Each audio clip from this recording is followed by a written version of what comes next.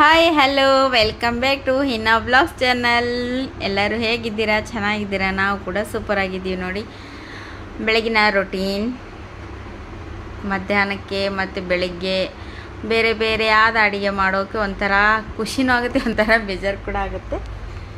ಯಾಕಂದರೆ ಮಕ್ಕಳಿಗೆ ಸ್ಕೂಲಿಗೆಲ್ಲ ಬಾಕ್ಸ್ ಕಟ್ಟಬೇಕಲ್ವ, ಅದಕ್ಕೆ ಇವತ್ತು ಹೀರೆಕಾಯಿ ಪಲ್ಯ ಮತ್ತು ಬಿಸಿ ಜೋಳದ ರೊಟ್ಟಿ ಮಾಡಬೇಕು ಅಂತ ಪ್ಲ್ಯಾನ್ ಹಾಕಿದ್ದೀನಿ ಫ್ರೆಂಡ್ಸ್.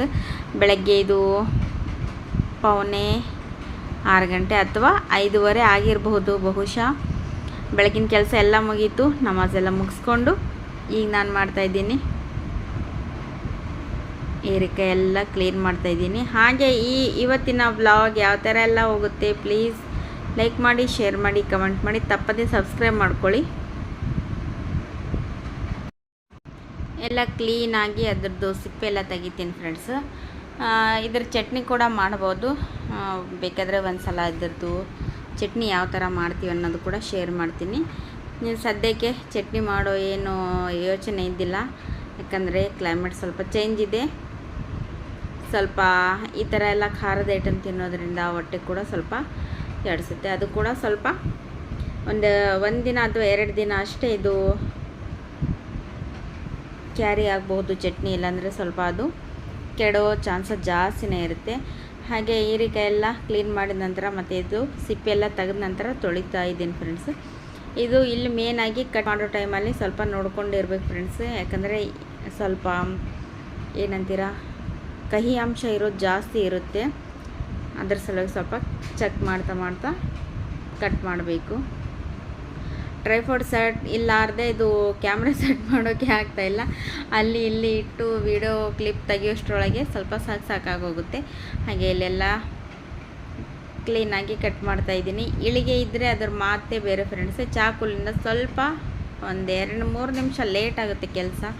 ಹಾಗೆ ಯಾರಿಗೆಲ್ಲ ಈ ಥರ ವೀಡಿಯೋಸ್ ಅಂದರೆ ಕುಕ್ಕಿಂಗ್ ವೀಡಿಯೋಸ್ ಆಗಲಿ, ಡೈಲಿ ಬ್ಲಾಗ್ ಆಗಲಿ ನೋಡ್ತಾ ಇದ್ದೀರಲ್ವ, ನಿಮ್ಮೆಲ್ಲರಿಗೂ thank you so much. Support ಮಾಡ್ತಾ ಇದ್ದೀರಾ, ಹೀಗೆ ಸಪೋರ್ಟ್ ಸಹಕಾರ ಸದಾ ಇರಲಿ ಅಂತ ಕೇಳ್ಕೊಳ್ತೀನಿ. ಈ ಥರ ಹೀರೆಕಾಯಿ ರೆಸಿಪಿಗಳಲ್ಲೂ ನಾನಾ ಥರ ಹಾಕಿ ರೆಸಿಪಿ ಕೂಡ ಮಾಡಬಹುದು. ನಾನಿಲ್ಲಿ ಸಿಂಪಲ್ಲಾಗಿ ಮಾಡ್ತಾಯಿದ್ದೀನಿ, ಯಾಕಂದರೆ ಬಾಕ್ಸ್ಗೆಲ್ಲ ಬೇಗ ಕಟ್ಟಬೇಕಲ್ವ, ಅದ್ರ ಸಲುವಾಗಿ. ರೆಸಿಪಿ ಎಲ್ಲ ಶೂಟ್ ಮಾಡಬೇಕಂದ್ರೆ ಸ್ವಲ್ಪ ಟ್ರೈಪಾಡ್ ಒಂದು ಇಲ್ವಲ್ಲ, ಅದೊಂದು ತೊಗೊಂಡಾದ ನಂತರ ರೆಸಿಪಿಗಳು ಹಾಕ್ತಾ ಹೋಗ್ತೀನಿ.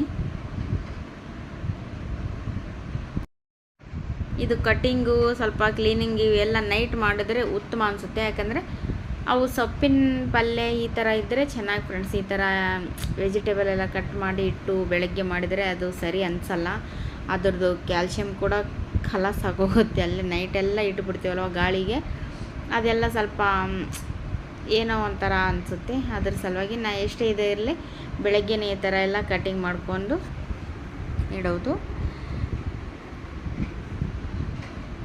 ಇದೆಲ್ಲ ಮಾಡ್ತಾ ಒಂದು ಕಡೆ ಪಲ್ಯ ಮಾಡ್ಕೊತ ಒಂದು ಕಡೆ ರೊಟ್ಟಿ ಮಾಡ್ಕೊತ ನಿಂತ್ಬಿಟ್ರೆ ಫಾಸ್ಟಾಗಿ ಆಗುತ್ತೆ ಅಡುಗೆ ಕೂಡ.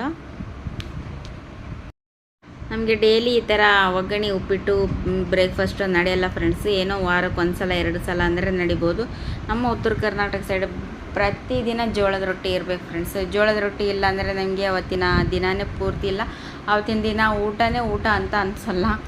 ಅದ್ರ ಸಲುವಾಗಿ ಡೈಲಿ ರೊಟ್ಟಿ, ಡೈಲಿ ಕಾಯಿ ಪಲ್ಯ ಅಂತೀವಿ ನಾವು, ಡೈಲಿ ತರಕಾರಿ ಇರಬೇಕು.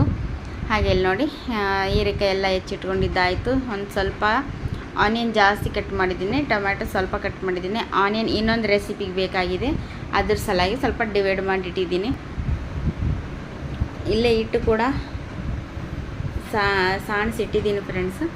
ಸ್ವಲ್ಪ ನೀರು ಸ್ವಲ್ಪ ಕುದಿ ಬಂದಾದ ನಂತರ ಅದೆಲ್ಲ ಹಾಕಿ ಮತ್ತೆ ವೀಡಿಯೋ ಶೂಟ್ ಮಾಡೋಕ್ಕಾಗಲಿಲ್ಲ. ಮತ್ತು ನನ್ನ ಮಗನ ಕೈಲೇ ಕ್ಯಾಮ್ರಾ ಕೊಟ್ಟಿದ್ದೀನಿ. ಈ ಥರ ರೊಟ್ಟಿ ಎಲ್ಲ ಮಾಡಿಬಿಟ್ಟು ನೋಡಿ, ಇದು ಒಡೆಯೋದ್ರಲ್ಲೇ ಒಂದು ಸ್ಟೈಲ್ ಇದೆ ಫ್ರೆಂಡ್ಸ್. ಅದು ಒಡೆದು ಡೆಮ್ ಅಂತ ಒಡೆದ್ಬಿಟ್ರೆ ಏನು ಅನ್ಸುತ್ತೆ ಹೇಳುವ, ರೊಟ್ಟಿ ಇಷ್ಟಾಗಲ್ಲ, ಇಷ್ಟು ಸ್ಮೂತು, ಎಷ್ಟು ಚೆಂದ ಬರುತ್ತೆ ಅಂದರೆ ಅಷ್ಟು ಸೂಪರಾಗಿ ಬರುತ್ತೆ ನೋಡಿ. ಹಂಚಿನ ತುಂಬ ರೊಟ್ಟಿ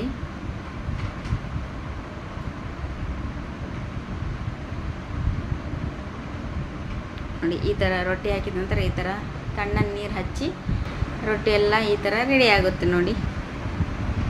ಲಟ್ಸೋಕ್ಕಿಂತ ಬಡಿಯೋದೇ ರೊಟ್ಟಿ ಟೇಸ್ಟಾಗಿ ಬರುತ್ತೆ.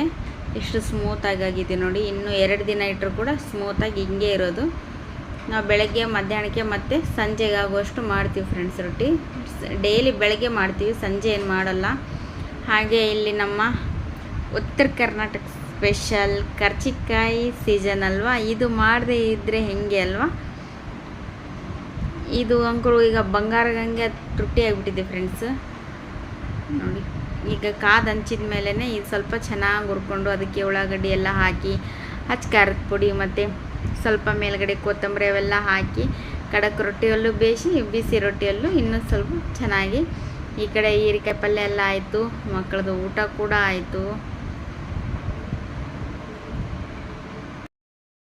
ಇನ್ನು ರೆಡಿಯಾಗಿ ಅಂದರೆ ತಗಮ್ ಡ್ಯಾನ್ಸ್ ಮಾಡ್ತಾ ಇದ್ದಾರೆ ನೋಡಿ ಅವರು.